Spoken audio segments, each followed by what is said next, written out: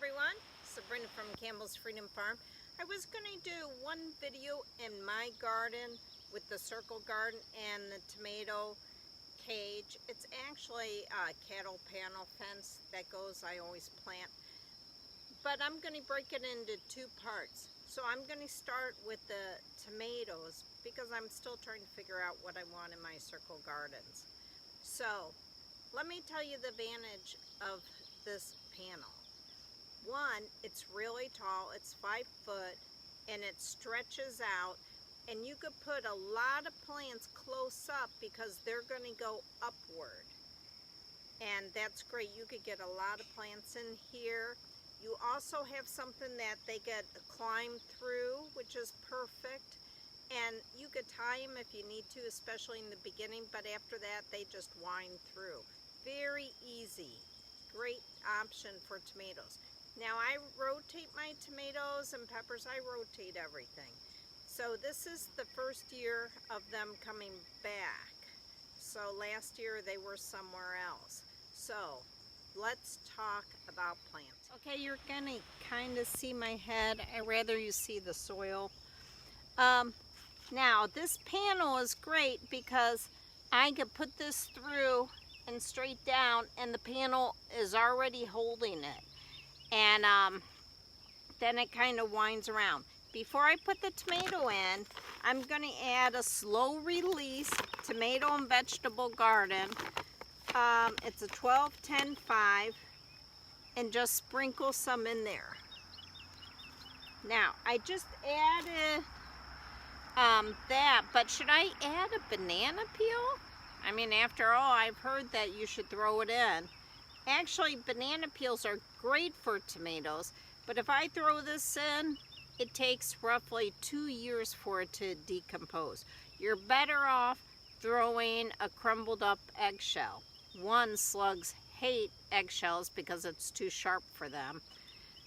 But two, it kind of decomposes. But we're going to talk about what we should do if we want to use these. The first thing is, if you cut this in itty bitty pieces and throw it in a pile, maybe something just for tomatoes with eggshells and stuff like that, that would be great.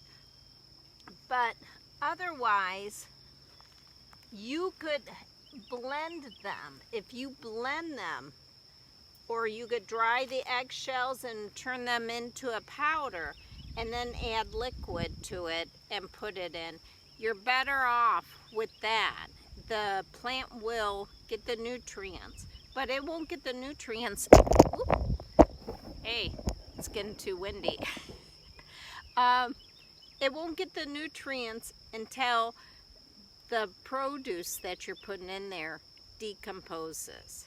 So now the next thing is, after every 6, I'm going to put a rock because I'm going to companion plant with sunflowers. It's kind of late, but I'm soaking my sunflower seeds, so I'll put them in tomorrow, so you'll know that those are, you know, plants. Now, in between each tomato plant, I'm adding an onion, garlic, anything you want. This is called companion planting, and it'll really help with insects. So, plus it's edible. Who loves tomatoes and onions together? I love the cold salads. But let me plant these, and I'll show you the end result. All right, now we're going to plant more tomatoes in 2 other places, and this is always an argument with some people. It's just an experiment. I have, a good 30 or 40 tomatoes along the cattle panel. Full sun, no shade, so you're talking 10 hours, if not more, of full sun. Remember, a tomato is a tropical. It needs the 6 to 8 hours of sun to produce, but it cannot handle the heat. So at 95, it will stop producing the red pigment that you get. At temperatures where it stays above 80, 85 at night and over 100, during the day, they're done. That's why people say, oh, my indeterminate is done for the year. It's only done because it can't handle the environment. Oh, the tripod. Don't knock the tripod. So, my experiment, which I did last year, is I put some with the asparagus. It's still going to get 8 hours of sun, but no more. After that, it's going to be kind of dappled a little bit. Last year, it was the best tomatoes. There were no fungi, no viruses, no pest for some reason. I'm not sure why. Well, some of the bacteria and viruses and fungicides or fungicide happen when it's really humid. We're in the Midwest. We're humid. They didn't have any problem. Great fruit, but they produced later on. The second place I'm going to plant is under the tree, but it's still full sun. So about 4 o'clock, the sun kind of gets a little dappled, and they produced very well.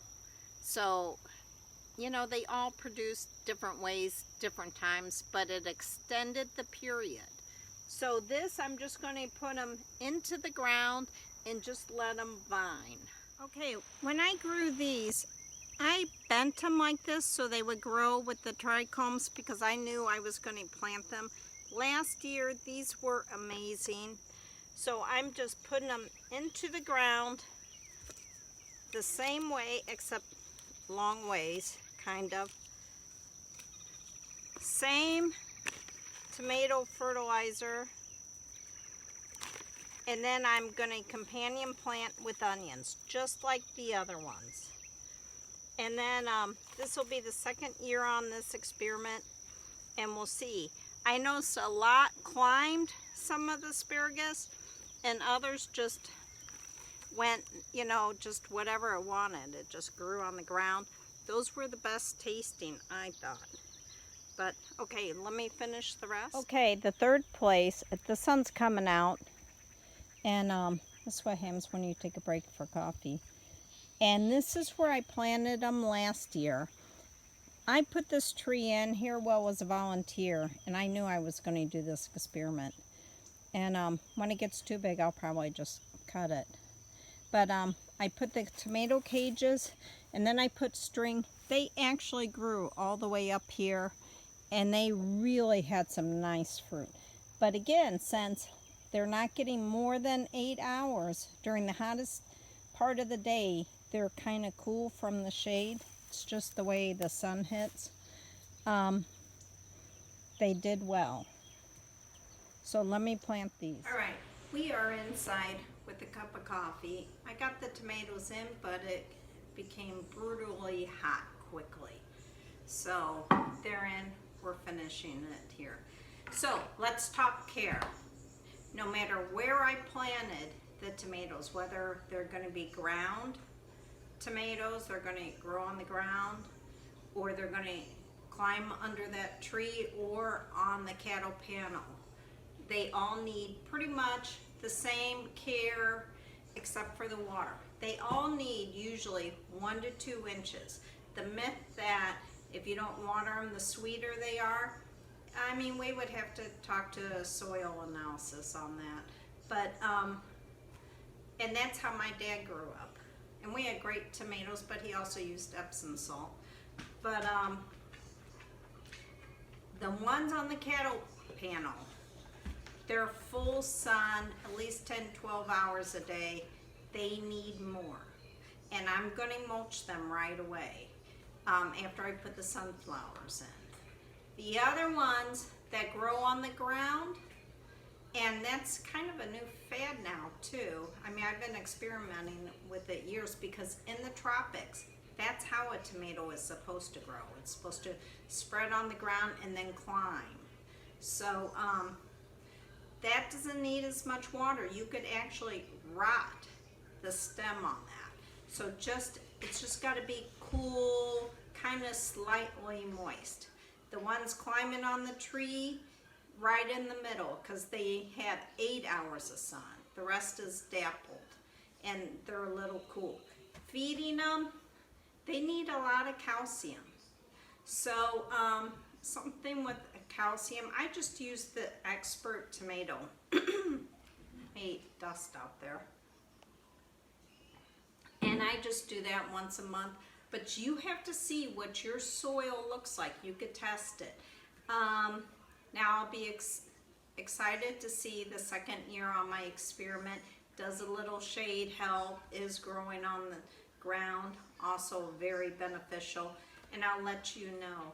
But this is Sabrina from Campbell's Freedom Farm, and stay tuned with the results. And tomorrow we're going to plant the round circles. Have a great day, and please subscribe, like, and share. I really need the subscribers and coffee. Bye. Whoa! What are you doing? As you. Ooh, cooler weather's good, huh? As you.